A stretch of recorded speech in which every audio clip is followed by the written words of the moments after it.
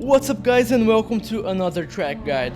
This week I'm super excited to say that we are racing at Interlagos. This is not my home track by any means as it's very far from where I live, but it's somewhere I know decently well and I won a real life race here once, going last to first in the rain.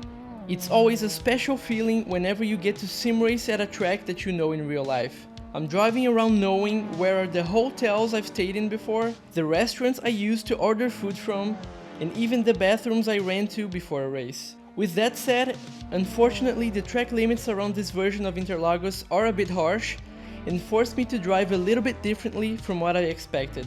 But it's still loads of fun to drive with the setup I made for this car.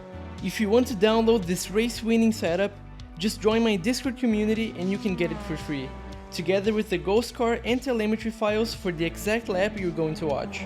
Now let's get into the track guide.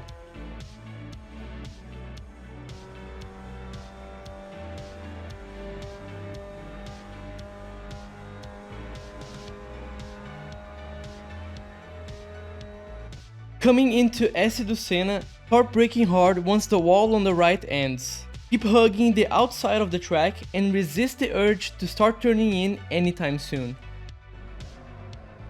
If your field of view is anywhere close to mine, start turning in once the inside wall hides itself behind the A-pillar of the car and aim for a late apex.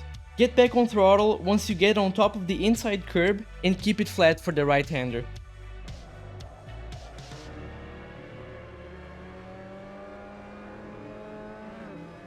At Curva do Sol, be very careful to not invalidate your lap over this curb. Keep at least 2 tires on tarmac at all times and you should be safe.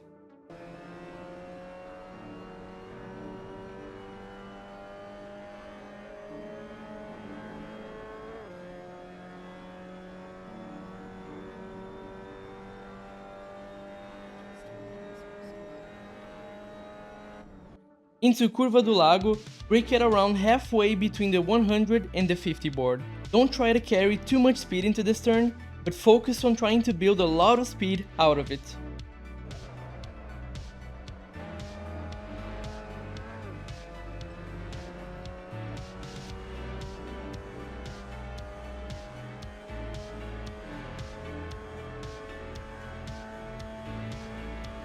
Into Laranjinha, stay in 4th gear and use as much of the track as you can while still keeping 2 tires on tarmac.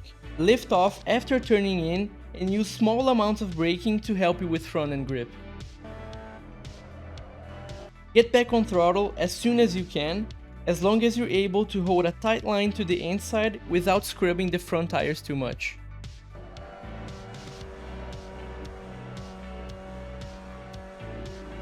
Turn 8 has a very tricky braking zone because there are no clear references and the car is very loose over the curb. If your FOV is similar to mine, start braking once the green strip to your left begins to fade behind the A-pillar of the car.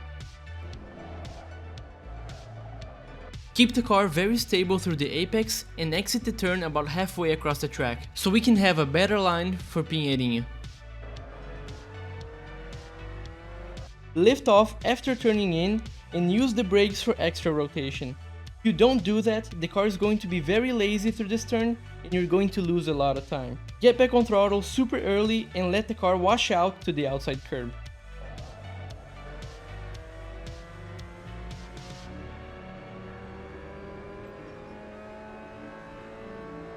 Into Bico de Pato, brake around 50% brake pressure once you get to the second to last Rolex sign. Stay off the ABS to get a very smooth arch through this corner and get on power soon because there is a lot of track to be used on exit.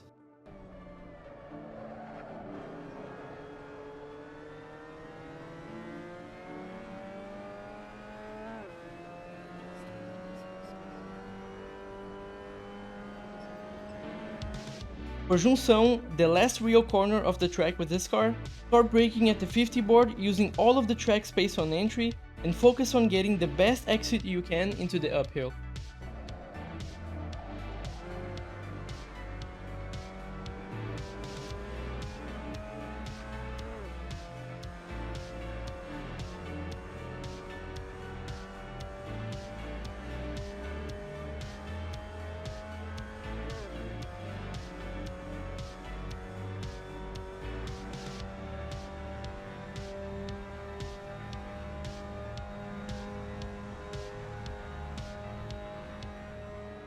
So that was a lap around Interlagos with the Mazda MX-5 Cup, and I hope this track guide was helpful to your week of racing in Low Fuel Motorsports. Thank you so much for watching and enjoy the hot lap.